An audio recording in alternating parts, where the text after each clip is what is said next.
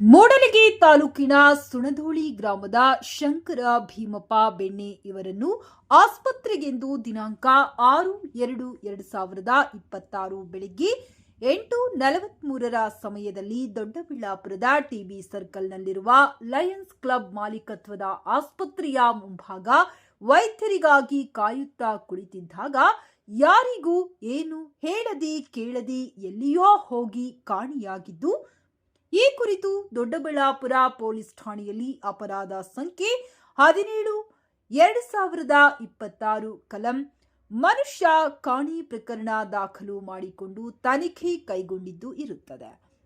ಶಂಕರ ಭೀಮಪ್ಪ ಬೆಣ್ಣೆ ಇವರ ವಯಸ್ಸು 55 ವರ್ಷ, 5 ಅಡಿ ಎತ್ತರ, ಭಾಷೆ ಕನ್ನಡ ಭಾಷೆ ಮಾತನಾಡುತ್ತಾರೆ.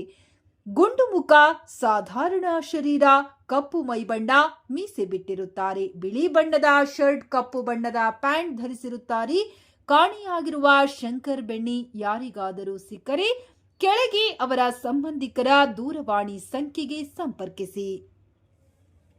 9980110795, 7022652887 ಅಥವಾ 8431832142, 7204398503.